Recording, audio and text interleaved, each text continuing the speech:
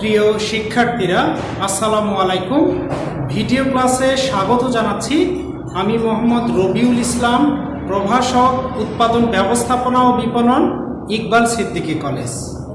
ক্লাসটি একাদশ ও দ্বাদশ শ্রেণীর উৎপাদন ব্যবস্থাপনা ও বিপণন দ্বিতীয় পত্র বিষয়ের তৃতীয় অধ্যায় থেকে। তৃতীয় অধ্যায়ের নাম বিপণন কার্যাবলী। আজকের ক্লাসে আলোচ্য সূচি বিজ্ঞাপনের সামাজিক গুরুত্ব। আমরা জানি বিজ্ঞাপনের অর্থনৈতিক গুরুত্ব যেমন আছে, সামাজিক গুরুত্ব আছে। তো আজকের ক্লাসে আমরা আলোচনা করব বিজ্ঞাপনের সামাজিক গুরুত্ব। তো বিজ্ঞাপনের সামাজিক গুরুত্ব জানার আগে আমরা প্রথমেই জানব বিজ্ঞাপন কাকে বলে। তাহলে চলো জেনে আসি বিজ্ঞাপন কি। সুনির্দিষ্ট উদ্যোক্তা কর্তৃক, আমি আবার বলছি, সুনির্দিষ্ট উদ্যোক্তা কর্তৃক অর্থের বিনিময়ে কোনো পণ্য, সেবা বা ধারণার নৈর্ব্যক্তিক উপস্থাপনকে বিজ্ঞাপন বলে। অর্থাৎ বিজ্ঞাপনে সুনির্দিষ্ট একজন উদ্যোক্তা থাকে এবং সেখানে অর্থ ব্যয় হয়। কিন্তু আমরা যখন প্রচার নিয়ে আলোচনা করেছি তখন দেখেছি এই প্রচারটি তৃতীয় পক্ষ দ্বারা সম্পাদিত হয় এবং প্রচারটিতে কোনো প্রকার অর্থ ব্যয় হয় না, কিন্তু বিজ্ঞাপনে অর্থ ব্যয় হয়। এই জন্য বলা হচ্ছে সুনির্দিষ্ট উদ্যোক্তা কর্তৃক অর্থের বিনিময়ে কোনো পণ্য, সেবা বা ধারণার নৈর্ব্যক্তিক উপস্থাপনকে বিজ্ঞাপন বলে। এই নৈর্ব্যক্তিক উপস্থাপন এই কারণে বলা হচ্ছে বিজ্ঞাপন বিভিন্ন মিডিয়ার মাধ্যমে উপস্থাপিত হয় এবং বিজ্ঞাপনে একটি ব্যক্তিকে সরাসরি উপস্থাপিত করা হয় না, তার ছায়া উপস্থাপিত হয়। একটি পণ্য সরাসরি উপস্থাপিত হয় না, সে পণ্যের ছায়া উপস্থাপিত হয় এবং এটি যেহেতু মিডিয়ার মাধ্যমে প্রচার হয়ে থাকে, এই জন্য বলা হচ্ছে নৈর্ব্যক্তিক উপস্থাপন। অর্থাৎ আমরা যদি টেলিভিশনে বিজ্ঞাপন দেখি, যেই পণ্যের, টেলিভিশনটিকে খুললে আমরা কি সেই পণ্যটিকে পাবো না, তার ছায়াটি উপস্থাপিত হচ্ছে। সেই মানুষটিকে পাবো না, মানুষটির ছায়া উপস্থাপিত হচ্ছে এবং এটি বিভিন্ন মিডিয়ার মাধ্যমে হয়। এই জন্য এটিকে বলা হয় নৈর্ব্যক্তিক উপস্থাপন।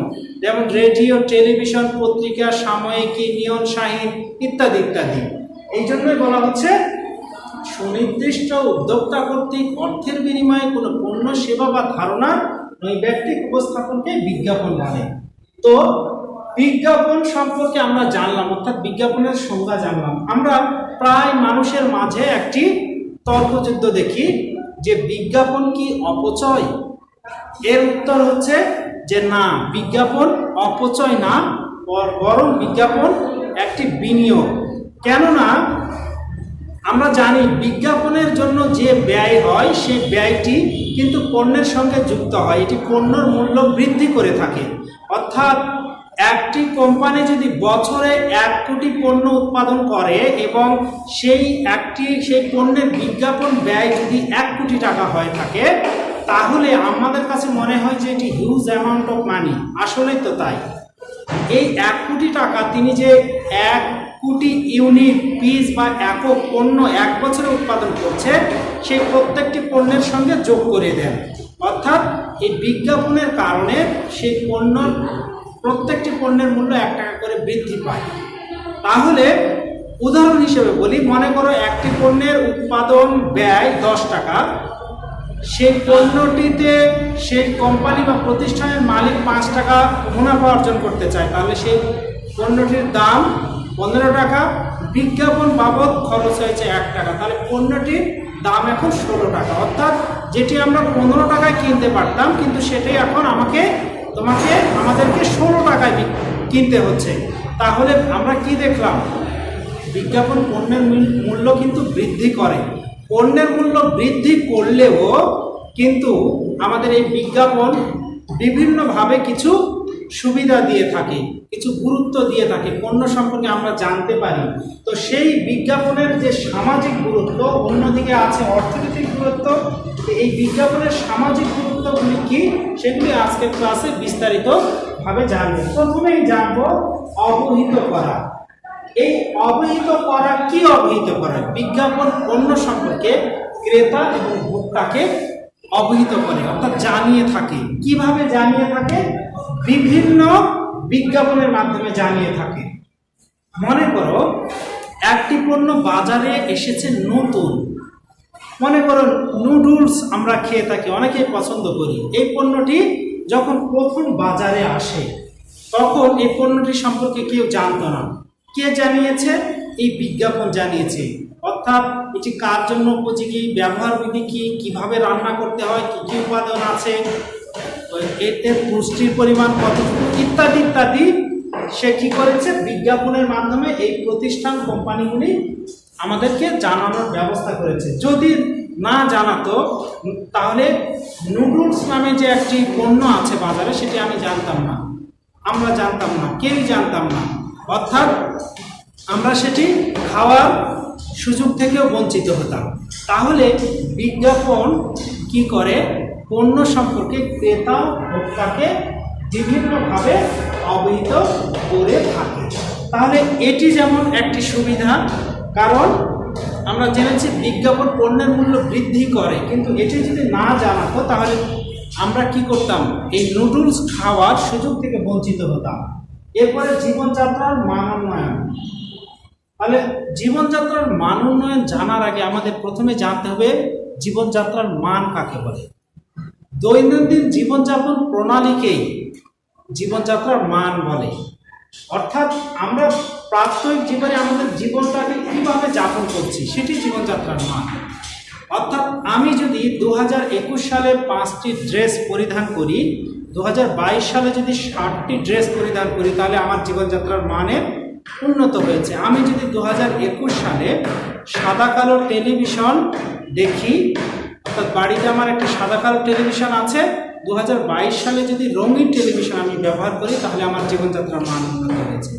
আমি যদি লোকাল বাসে চলাফেরা করি, 2022 সালে যদি সিটিং বাস অথবা আমার যদি একটি প্রাইভেট কার থাকে তাহলে আমার জীবনযাত্রার মান উন্নত হয়েছে। আমার বাসায় যদি একটি রেফ্রিজারেটর 21 সালে না থাকে, 22 সালে যদি হয়, আমার জীবনযাত্রার মান উন্নত হয়েছে।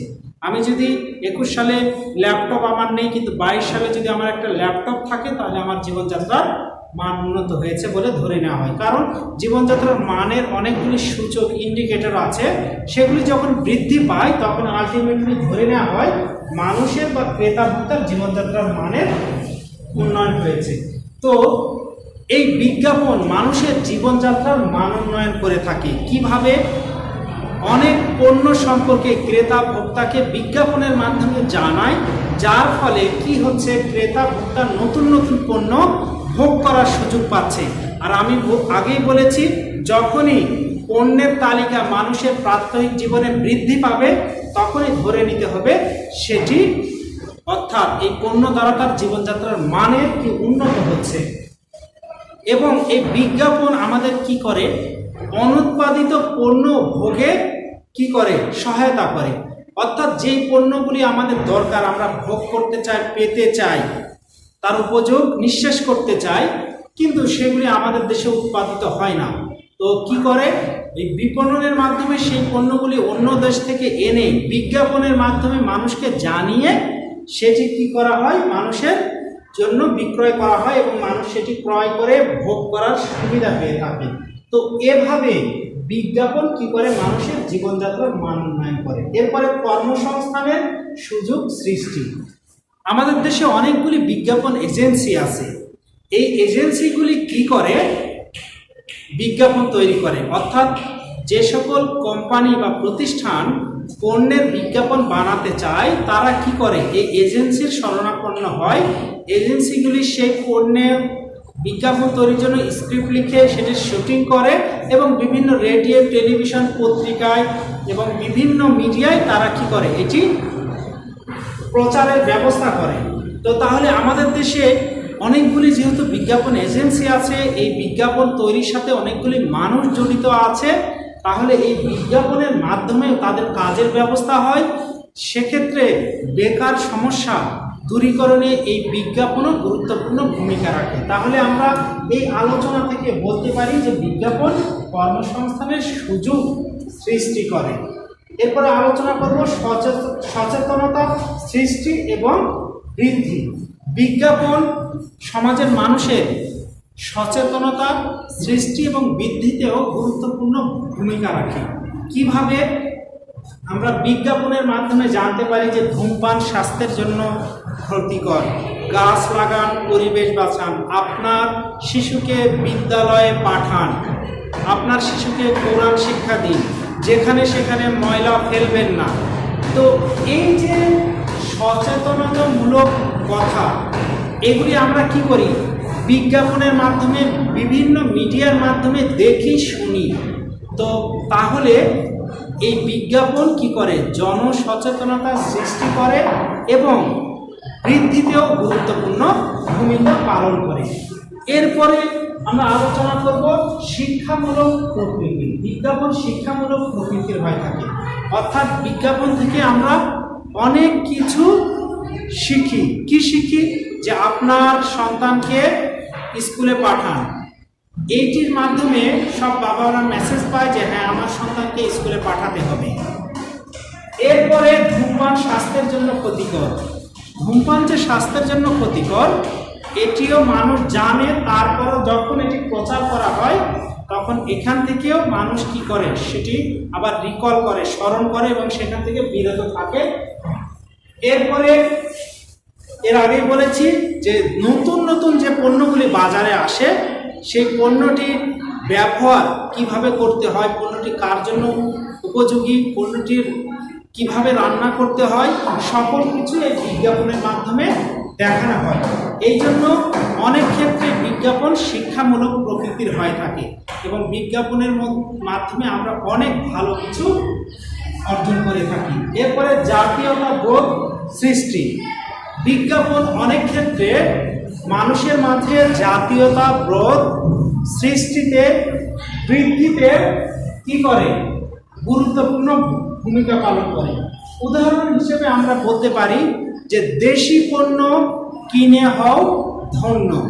এই মেসেজটি দ্বারা বিজ্ঞাপন মানুষকে সচেতন করছে যে আপনি যদি দেশীয় পণ্য কেনেন তাহলে এই টাকাটি দেশের মধ্যেই থাকবে, দেশের যারা প্রতিষ্ঠানে পণ্যগুলি তৈরি করে তারা উপকৃত হবে, তারা উপকৃত হলে ভ্যাট ট্যাক্স সরকারকে প্রদান করবে, সরকার উপকৃত হবে, দেশ উপকৃত হবে এবং দেশ সার্বিকভাবে উন্নতি লাভ করবে। তো এরকম জাতীয়তাবোধ সৃষ্টিতেও বিজ্ঞাপন গুরুত্বপূর্ণ ভূমিকা পালন করে। এরপরে আলোচনা করব ক্ষতিকর পণ্য ক্রয়ে নিরুৎসাহিত করে। বিজ্ঞাপন আমাদের কি করে? ক্ষতিকর পণ্য ক্রয়ে নিরুৎসাহিত করে।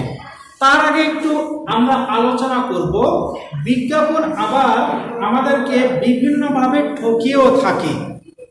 কিভাবে? যেমন আমরা যখন বিজ্ঞাপন দেখি যে ফেয়ার অ্যান্ড লাভলি কি করে রং ফর্সা করা ক্রিম, যদিও এর পরিবর্তিত নাম বর্তমানে গ্লো অ্যান্ড লাভলি। তো তারা কি বিজ্ঞাপনের মাধ্যমে দেখাচ্ছে যে ফেয়ার অ্যান্ড লাভলি অথবা গ্লো অ্যান্ড লাভলি ব্যবহার করলে মানুষ কি করছে? কালো মানুষ ফর্সা হয়ে যাচ্ছে। কিন্তু এই বিজ্ঞাপনটি আসলে এক ধরনের ক্ষতিকর এবং এই বিজ্ঞাপনটি মাধ্যমে কি করছে? মানুষ এর প্রতি উৎসাহিত হচ্ছে, এই পণ্যটি ক্রয় করছে, ব্যবহার করছে এবং সেখান থেকে অনেক ক্ষেত্রে প্রতারিত হচ্ছে। কারণ ফেয়ার অ্যান্ড লাভলি এবং গ্লো অ্যান্ড লাভলি কখনোই রং ফর্সাকারী ক্রিম হতে পারে না। যদি তাই হতো তাহলে বিশ্বে কোনো কালো মানুষ থাকতো না। তাহলে বিজ্ঞাপন আমরা এখানে দেখছি পয়েন্ট লেখা আছে ক্ষতিকর পণ্য ক্রয়ে নিরুৎসাহিতকরণ, কিন্তু আবার আমাদেরকে বিজ্ঞাপন এই চমকদার বিজ্ঞাপনগুলি কি করছে? আমাদেরকে একদিকে যেমন ঠকাচ্ছে, মানুষকে ভুল তথ্য দিয়ে ভুল পথে ধাবিত করছে, আবার আরেকদিকে আমরা দেখছি ক্ষতিকর পণ্য ক্রয়ে নিরুৎসাহিত করে থাকে। অর্থাৎ সমাজের জন্য যে পণ্যগুলি ক্ষতিকর, উৎপাদন, বিক্রয়, বিপণন নিষিদ্ধ এবং সেই পণ্যগুলি থেকে দূরে থাকার জন্য সচেতন করে থাকে। যেমন বলছে ধূমপান স্বাস্থ্যের জন্য ক্ষতিকর, ধূমপান বহুবিধ রোগের কারণ, ধূমপান করলে স্ট্রোক হয়, হার্ট অ্যাটাক হয়। তো বিভিন্ন তথ্যগুলি বিজ্ঞাপনের মাধ্যমে পরিবেশন করে ক্রেতা এবং ভোক্তাকে এই ক্ষতিকর পণ্যগুলি ক্রয় থেকে নিরুৎসাহিত করছে। তাহলে বিজ্ঞাপনের যতগুলি সামাজিক গুরুত্ব আছে সেই সামাজিক গুরুত্বগুলি যদি আমরা অ্যানালাইসিস করে দেখি, তাহলে দেখা যাবে বিজ্ঞাপন যদিও পণ্যের মূল্য বৃদ্ধি করে, তথাপিও এই সামাজিক যে গুরুত্ব আছে এগুলির মাধ্যমে সমাজের মানুষকে সচেতন করে, সমাজের মানুষকে সামনের দিকে এগিয়ে নিয়ে যায়, ফলে দেশ উন্নত হয়, আর্থিকভাবে এগিয়ে যায়। তো আমরা দেখলাম যে আসলে বিজ্ঞাপন কি অপচয়, তাহলে এই আলোচনা থেকেও আমরা একটা স্পষ্ট মেসেজ পাই যে বিজ্ঞাপন আসলে অপচয় নয়, বরঞ্চ বিনিয়োগ। তাহলে প্রিয় শিক্ষার্থীরা, আজকের ক্লাস থেকে আমরা জানলাম বিজ্ঞাপন কি, বিজ্ঞাপন কি আসলে অপচয় নাকি অপচয় নয়, বিজ্ঞাপন কি পণ্যের মূল্য বৃদ্ধি করে নাকি বৃদ্ধি করে না, এবং বিজ্ঞাপনের সামাজিক গুরুত্ব সম্পর্কে বিস্তারিত। তো সকলকে ধন্যবাদ জানিয়ে ক্লাসটি শেষ করব। ভালো থাকবে, সুস্থ থাকবে, নিরাপদে থাকবে। ধন্যবাদ সকলকে।